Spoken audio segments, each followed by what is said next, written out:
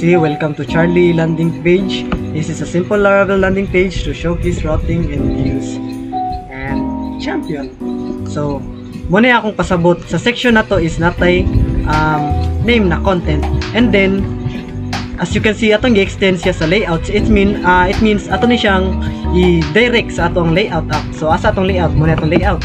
Then sa atong layout is natay partial. So our partial sa to is natay app.blade. So sa app.blade is muna ni atong gi-yield ang atuang content. So unsa na sa atong content is katong nasa atuang home.blade.hp. So mo ni ang content. So sa content, ika siya sa section, then ato siyang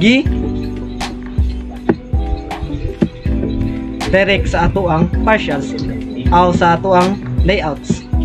So muna ato ang layouts kaning update.php. So include, yield, and include. And then next ta sa ato ang contact. So wag gyapon tay kon sa atong contacts.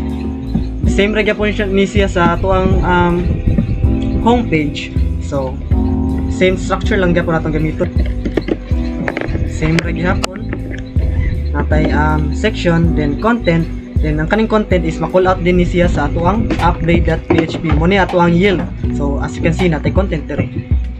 Same process ra gyapon sa about and code here. So here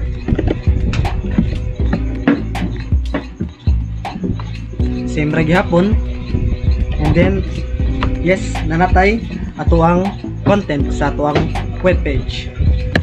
Dayon after din ana is ato na din ta sa ato ang controller. So arita sa atong may app app, then kita na to ang HTTP. So sa HTTP natay controller. So muna atong default nga controller. So natay controller.php. So sa wala pa man siya code yari, so magbuhat og ato ang controller. So sa mga pagbuhat og ato ang controller, una open tag terminal. So we type here PHP.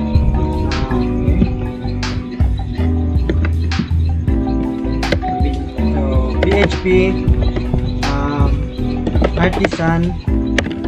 We type PHP artisan, then make controller, and then home controller. Since magbuhat man tag controller sa ato ang file ganiha para sa ato ang web page. So tantang dire controller, then atong file name is home controller.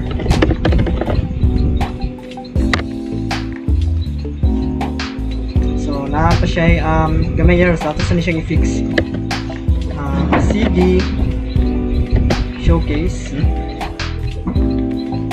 my app.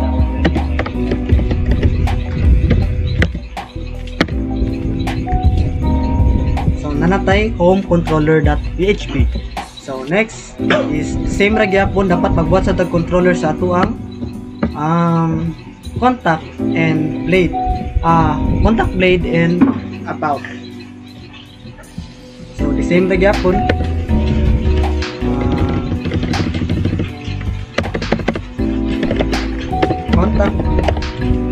contact controller,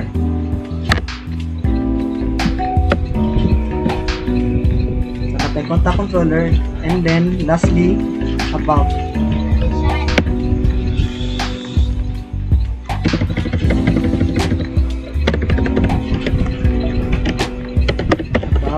Controller. So natay controller. So atong buhaton na is ato din siyang i-call ang ato ang route diary. Since wala pa man tay wala pa may content atong route kaning web.php,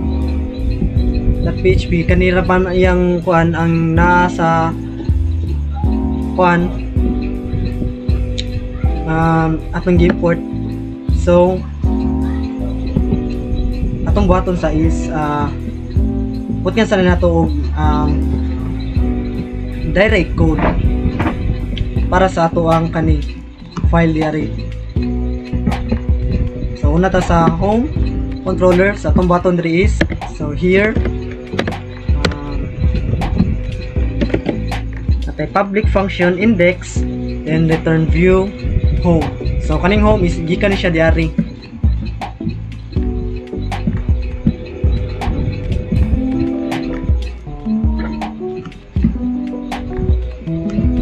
And then okay, my mistake, dili di siya gikan diari. So na siya gamay error.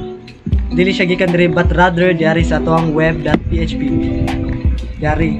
So since wala pa man tay block of code diri para ato i-direct sa atoang controller, so magbutang ta. So sa atoang home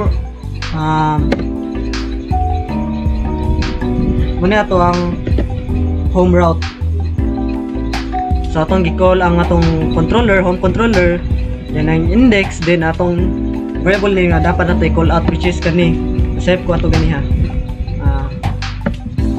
Kani home.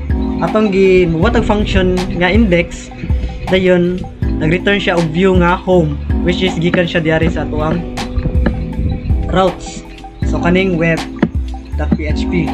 And then the same process ra gyapon ni sa atoang contact og about.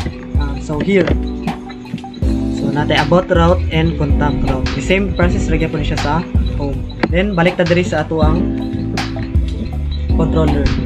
So manamatag return og index sa atoang home controller para ma-view na to atoang homepage arin sa atoang contact controller. So sa contact controller is the same process ra gyapon. So the same ra gyapon sa atoang contact controller. So what we do here is the same ra gyapon.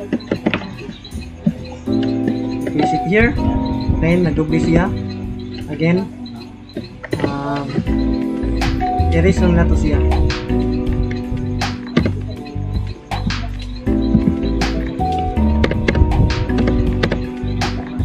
So muna ato ang controller sa gikan sa atong route. Then arin sa ato ang about, same ra gyapon. I-write a code here. Then nag-return siya view na about, which is gikan sa ato ang routes. So let's run our application. So atay test if nigana ba gid siya. Okay, here nigana na siya home, about us, and contact. So nata sa atoang landing page na home. And try nato siya sa atoang about us. Then gana ra siya. Next is contact. Okay, nigana ra sad siya. Then to look more siya nang approachable siya is dapat butyan sa natong design. So lain sad kayo na plain na sad ato ang web page. So ada na to siya og CSS na design. So balik ta sa atong VS Code PHP, then natay style dre. So ari ta dre magbuhat og ato ang style para sad nasad tay more mas approachable lang ato ang website. So here nanakoy ang na-generate na style na to. So i-paste lang sad nako. So muna ito ang CSS design. So save. Gana ra siya. That's all. Thank you. That's all today for our Laravel tutorial templating. So as always guys, I will see you in the next video. Goodbye.